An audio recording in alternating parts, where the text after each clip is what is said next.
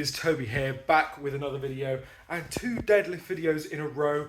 Aren't you lucky? The reason for that is since the last deadlift video where I was building some explosive power, doing 200 kilo speed reps, I've basically just been deloading for this deadlift session, so not really too interesting content, but if you read the title right, that is right, we are going for a all-time deadlift PB. That is right, the time in the program has come for me to try and beat my deadlift personal best. My deadlift record at the minute is 270 kilograms or 595 pounds, which is, yeah, just on the cusp of the 600 pound barrier, which we are going to try and break today with a 275 kilogram pull. I don't know what that is in pounds off the top of my head, but you guys can work it out, and also you'll see it when I actually attempt the lift. But it's going to be a big one. Yeah, 5 kilo PB on my deadlift will be really nice today.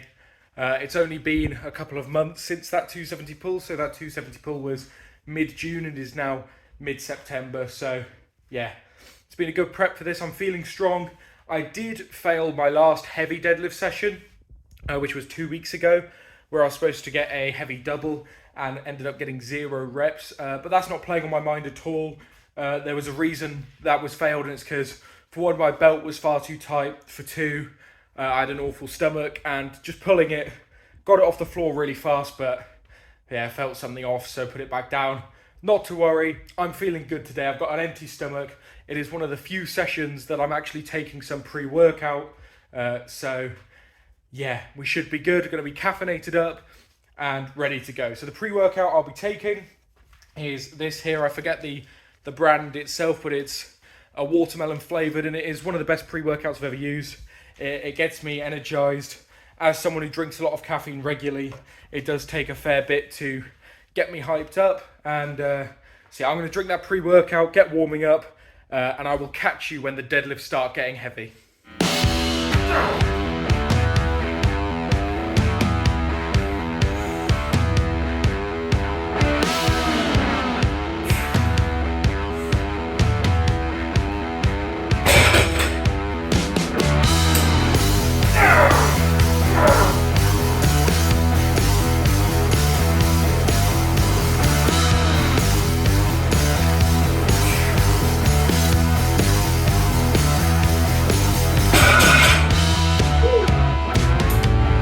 Pre-PR thoughts, 240, moved barely slower than 210, which moved barely slower than 170. We're in a really good place. These warm-ups are feeling intense, they're feeling really good. That 240 is probably the best that's ever moved, that's amazing. Okay, the big one's up next.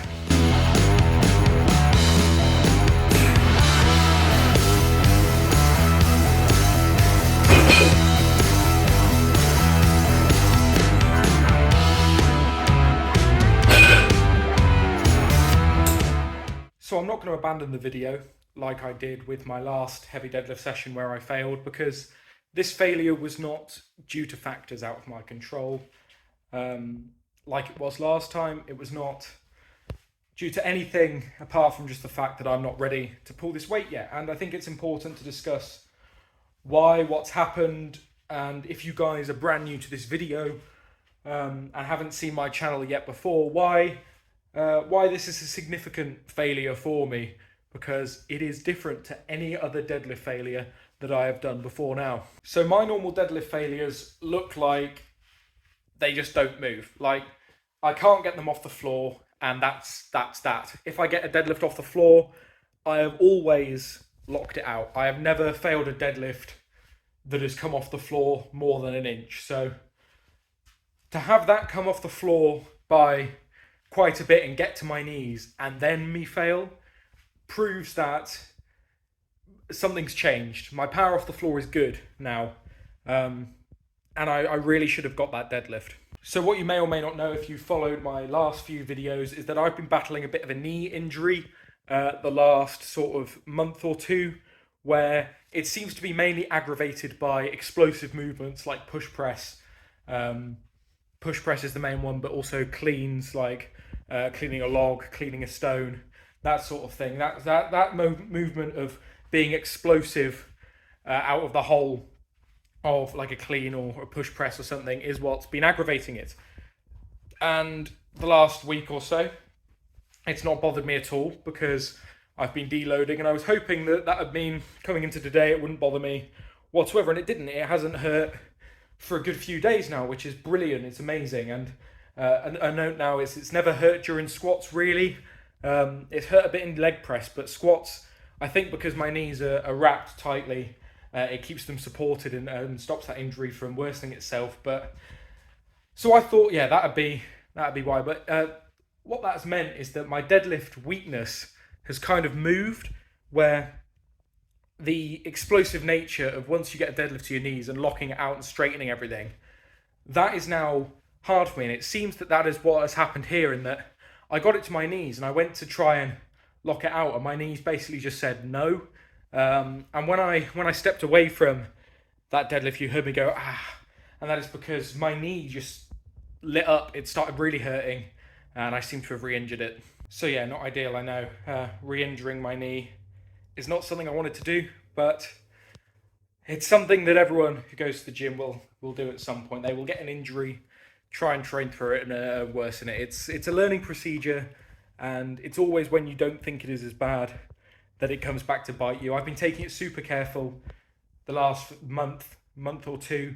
Every time I feel it slightly niggle, I stop what I'm doing, I move on, I don't push through it, and today was just a bit too much for it. So yeah, I'm going to speak to Loz, my coach, about how we're going to move forward for the next few weeks. Luckily, this is sort of the natural end of a block, so the next block can just be a full sort of 4-week knee rehab block, maybe, and we can get it sorted, but not ideal, and it means that I'm not going to proceed anymore with the rest of the session with anything to do with my knees. So yeah, I'm going to leave the deadlifts there, not going to obviously try again, and I'm also going to leave stiff leg deadlifts, which I should have had straight away, there as well. The next few things I'm supposed to have is bent over rows, single arm rows, and dumbbell rows. Bent over rows will probably get left behind as well, because you have to bend your knees to be able to do them, and I think it's just better off if I don't do that. So I'm going to do some back exercises that take my legs out of it entirely. So chest supported rows, probably some seated cable rows, and yeah, the dumbbell chest supported rows as well. And just do a bunch of rows, but I won't show you any of that because it's not going to be particularly fun for me. I'm just going to keep it light, keep it steady. But yeah, sorry about this video not being the most exciting, but I think it's important to share what happens when you fail a deadlift, well, fail a PR. Don't leave the session there. Don't just strop and walk off. Get something else done, get the session done, and leave it on a high. So I'm going to leave it on a high with a big old back pump, which is always fun for me. But yeah, and it's important with injuries to be sensible. But yeah, I'm going to discuss with my coach, and I'll get back with you once he's replied and sort of discuss how we're going to move forward, because I think it might be interesting for you guys. So guys, it is the next day now. My knee is not much better, to be honest. It's okay, but it is definitely going to need a rehab block, because walking around, I'm absolutely fine. It's just like certain things like climbing stairs, getting out of the car, anything that requires much pressure through it is quite painful. So it's going to be a definite week off of like squats, deadlifts, and push press are the main three I'm going to be avoiding.